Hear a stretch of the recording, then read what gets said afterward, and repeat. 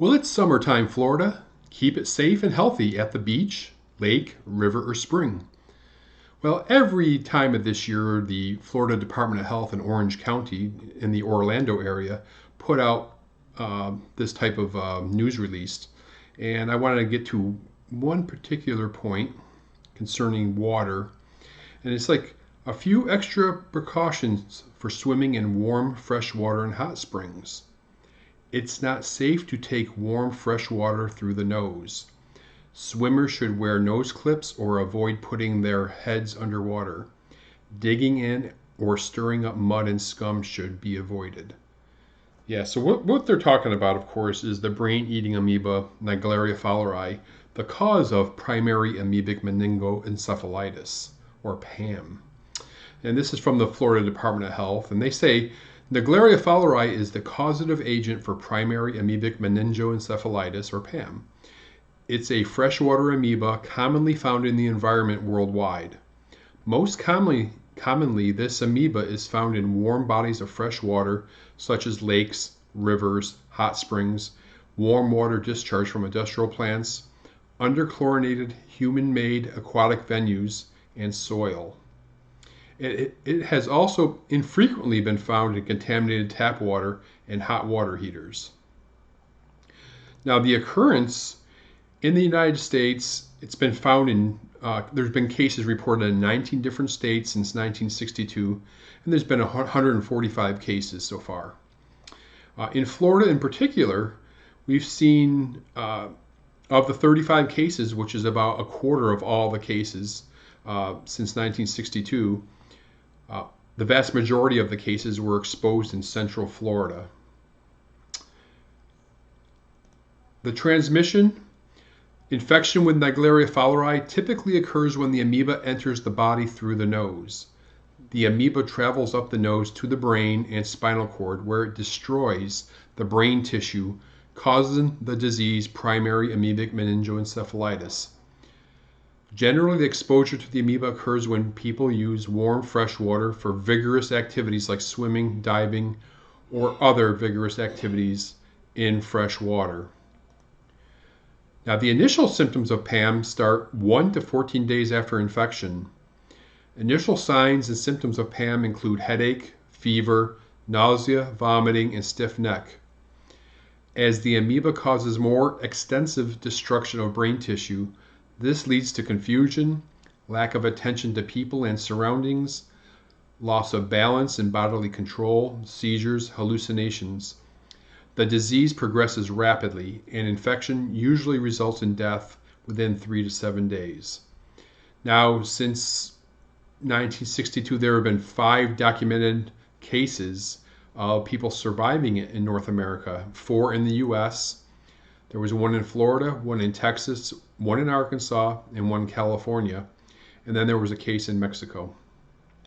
And the prompt diagnosis and medical treatment may influence successful outcomes.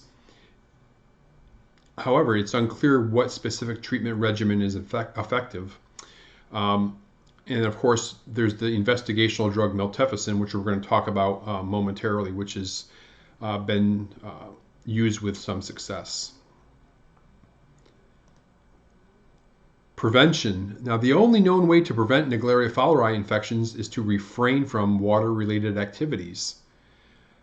However, some common sense measures that might reduce risk by limiting the chance of contaminated water going up through the nose include: avoid water-related activities in bodies of warm, fresh water, hot springs, and thermally polluted water such as water around power plants. Avoid water-related activities in warm, fresh water during periods of high water temperature and low water levels. Important: hold the nose shut or use nose clips when taking part in water-related activities in these types of bodies of water. And avoid digging or stirring up the sediment while taking part in water-related activities in shallow, warm, freshwater areas. They say, the Florida Department of Health says recreational water users should assume that there's always a low level of risk associated with entering all warm, fresh water in southern tier states. And also, there's been some cases due to the use of tap water. So they say when preparing solutions of tap water for sinus irrigation, the user should use tap water previously boiled for 1 minute, or if you're at elevation above 6,500 feet, boil it for 3 minutes and left to cool, or use a filtered water using a filter with an absolute pore size of 1 micron or smaller, or use clearly marked distilled or sterile water in the irrigation device. So to get a feeling of what we've seen in the United States from 1962 to 2018, 145 cases. And of course, the red states are the ones that have seen the most. I think Texas has 36 cases, Florida 35, and it's been seen as north as Minnesota.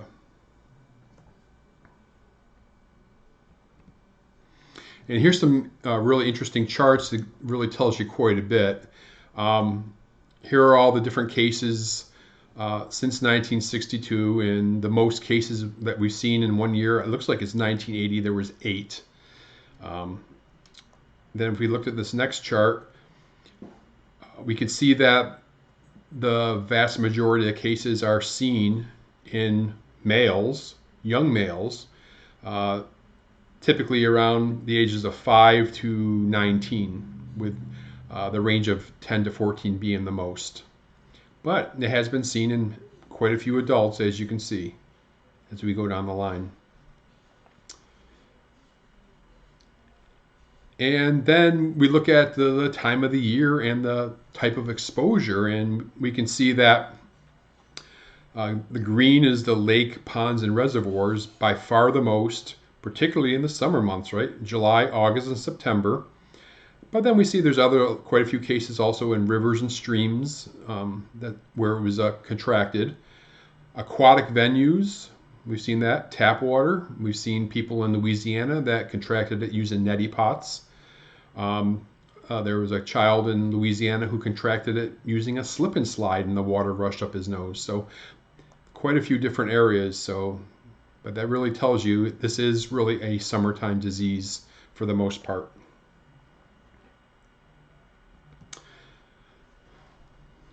Now there is this amazing drug called miltefosine, or Impovido. It's made by a company called Profonda.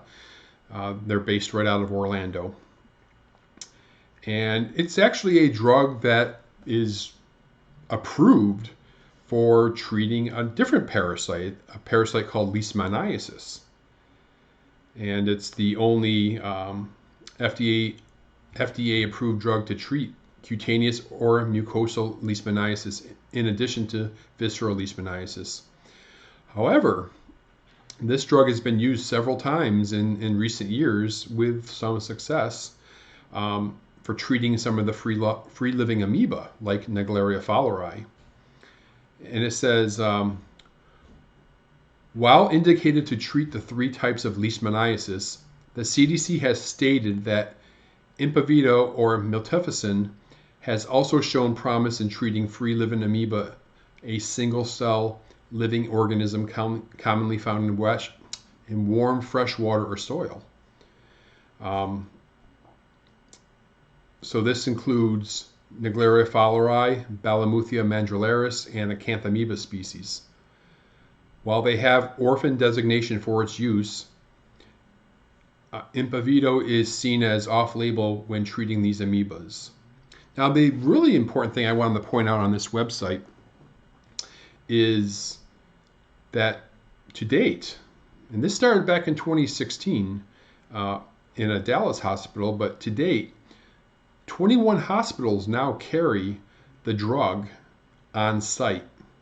And if we take a look at the list, we see that Cook Children's Medical Center in Fort Worth, that was the first one. That's how it all got started. Then there's hospitals in Dallas, Columbia, South Carolina. There's 3, I think, in the Tampa, Florida area. Charlotte, North Carolina, Orlando, St. Pete, Pittsburgh, Houston, and it goes all the way down. So there's 21 different hospitals right now that have it on site for immediate use. So that's really, really important, really, really good work by these hospitals and by the manufacturer of this drug. Now, there's several really good awareness organizations. I want to just introduce you to at least 3 of them. And one is amoebaseason.com, and this is run by the Gomphs, who lost their son several years ago. Really good site. I encourage you to check this one out. Great information. Then there's the Jordan Smelsky Foundation for Amoeba Awareness, another really informative, very good website. And in fact, once a year they have the PAM Summit, the Primary Amoebic Meningoencephalitis Summit. And this year it's going to be September 13th, and it's typically in the Orlando area. So something to check out if you're interested. And I wanted to show you something else that the Jordan Smelsky Foundation does. Is they have this fantastic video, and this is really geared for the laboratorians out there. But it has a nice video about how to laboratory diagnosis of Naegleria fowleri. And let me put this on real quick. And here's the Naegleria amoeba. Looks like it's on a hemocytometer, but yeah, it's about an hour long, and it's just full of really, really good information, really good laboratory type information. It has a section. This movement was enhanced by allowing the counting chamber Jennifer Cope from the CDC talked about it briefly. So it's a really, really good thing, and I encourage you to check that out. And lastly is the first website that awareness website that I became familiar with many years ago, and that was Kyle Care's Amoeba Awareness. And this is Kyle Lewis's parents set this one up, and it's another really good place for information. And this is not the only 3, but these are 3 of the ones that came off the top of my head immediately as really, really good ones. And there's a whole bunch of other ones out there. So yeah, right now I'm in Tampa, Florida. It's about 95 degrees out. Yes, so the water's getting warm, so it is getting really close to summer, and it already feels like summer. So really want to encourage people to check these informations out to educate yourself, because like I said, it's been seen in patients as far north as Minnesota. So it is that time of the year. So I hope this was useful to you. And if you like to leave a comment, please go ahead and leave one below. Click the subscribe button, and I'll see you next time. And thanks a lot.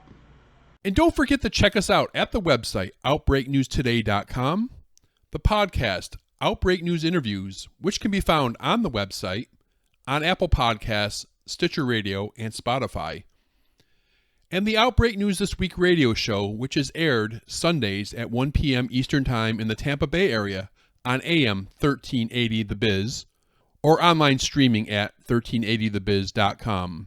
And check out our social media presence, Facebook at Infectious Disease News, and Twitter at BackDman63. Outbreak News TV is a production of The Global Dispatch. Copyright The Global Dispatch Incorporated, 2019.